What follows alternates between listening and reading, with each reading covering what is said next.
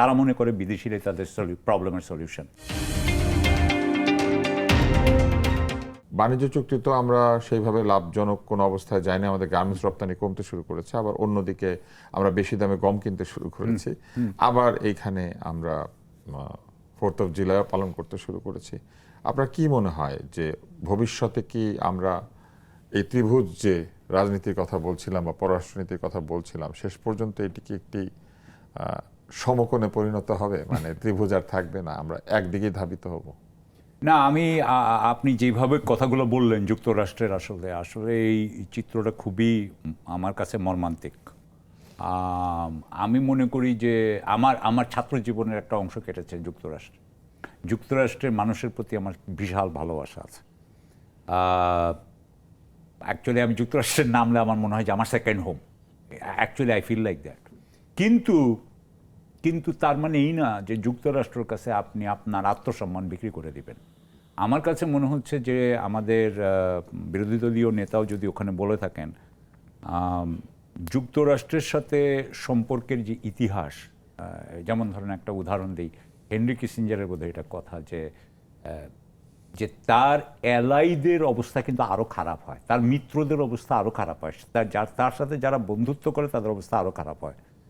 So ঠিক সেইভাবে আপনি দেখেন ইউরোপের সাথে আমেরিকার কি ব্যবহার হচ্ছে, আমেরিকা আপনার কানাডার সাথে কি ব্যবহার করেছে, আমেরিকা জাপান চায়নার সাথে কি ব্যবহার করে, সেই তুলনায় বাংলাদেশ তো কোন নস্যি। সুতরাং বাংলাদেশের যেটা আমি মনে করি যে বাংলাদেশ এমনিতেও আমরা কিন্তু আমেরিকার থেকে অনেক দূরে।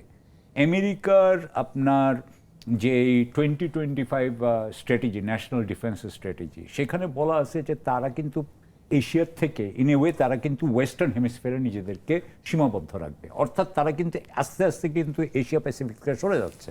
এই যে কয়েকদিন আগে আপনার ডোনাল্ড ট্রাম্প বেজিংয়ে গেল, ডোনাল্ড ট্রাম্প বেজিং থেকে আসার পথে যখন তাকে জিজ্ঞাসা করা হলো যে তুমি কি তাইওয়ানে যদি অ্যাটাক হয় তুমি কি তাইওয়ানকে বাঁচানোর জন্য আসবা কি না, তখন সে বলল ৯,৫০০ মাইল দূরে আসবো, অর্থাৎ সে আসবে কি না সে ব্যাপারে অনেক সংশয় আছে। সুতরাং যখন যুক্তরাষ্ট্রের অবস্থা অপেক্ষাকৃতভাবে অনেক দুর্বল হয়ে যাচ্ছে, সেই সময় আমাদের সরকার এবং আমাদের বিরোধী দল কেন যুক্তরাষ্ট্রের প্রতি এই ধরনের পক্ষপাতিত্ব জানাচ্ছেন আমি এটা বুঝতে পারি না। আমার কাছে মনে হয় যে এটা করার দরকার নাই, এবং আমার কাছে মনে হয় যে এইটা আরেকটা কথা আপনাকে এখানে একটু বলি, এটা আমি কিন্তু বলবো যে আপনি জানেন কি, আপনি নিশ্চয়ই জানেন ন্যাশনাল ডিফেন্স অ্যাপ্রোপ্রিয়েশন বোধহয় এটা, হ্যাঁ, NDAA বলে ওরা, ন্যাশনাল ডিফেন্স অ্যাপ্রোপ্রিয়েশন যেটা হয়, সেখানকার দুটো আপনার ক্লজে বলা হয়েছে যে ইসরায়েলের আপনার ইন্টেলিজেন্স এবং ইসরায়েলের আর্মি তারা কিন্তু আমেরিকান আর্মি এবং আমেরিকান ইন্টেলিজেন্সের সাথে মার্জ করবে, অর্থাৎ একত্রীভূত হবে। তো তাহলে বাংলাদেশের সাথে বাংলাদেশ কি আসলে সেই যুক্তরাষ্ট্রের সাথেই সম্পূর্ণ সম্পর্ক করছে যেই যুক্তরাষ্ট্র আসলে ইসরায়েলের কথা মতো চলে? তা এই ব্যাপারে আমি মনে করি যে আমাদের সরকারগুলো এবং সরকার এবং বিরোধী দল কি সেটা নিয়ে ভাবে কি না, আমার সেটাও প্রশ্ন আছে। সুতরাং সেসব দিক থেকে চিন্তা করে আমি মনে করি যে বাংলাদেশের এই জটিলতাগুলো বোঝা উচিত ছিল। জটিলতাগুলো বুঝে এক ধরনের ক্যালিব্রেটেড যদি ফরেন পলিসি হইতো তাতে কোনো আপত্তি নেই। আপনি একজন সাবেক রাষ্ট্রদূত, আপনি পেশাদার কূটনীতিবিদ ছিলেন, আপনার কি মনে হয় বাংলাদেশ এত বছরও এই জটিলতাগুলি বুঝতে পারে না কেন?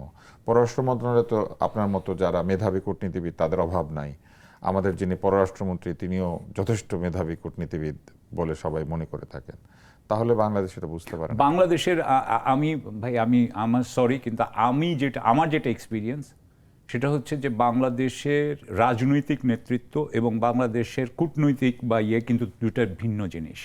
বাংলাদেশের রাজনৈতিক নেতৃত্ব সবসময় হয় ভারত, না হলে পাকিস্তান, না হলে যুক্তরাষ্ট্র, না হলে একটা কোনো ফরেন কান্ট্রির কিন্তু তাদেরকে সাবসার্ভিয়েন্স হইতে হবে। এবং আমাদের দেশের আমার যেটা এক্সপিরিয়েন্স যে আমাদের দেশের যারা লিডারশিপ থাকে তারা কখনো নিজেদের জনগণের উপরে নির্ভর করে না, নিজেদের জনগণকে কখনোই মনে করে না যে this is the solution to the problems, তারা মনে করে বিদেশিরাই তাদের প্রবলেমের সলিউশন। এই জন্যই আমাদের কিন্তু এক ধরনের সবসময় কিন্তু আমরা এক ধরনের ওবিসিয়েন্স অ্যান্ড অ্যাকুইসেন্সের মধ্যে দিয়ে যাই।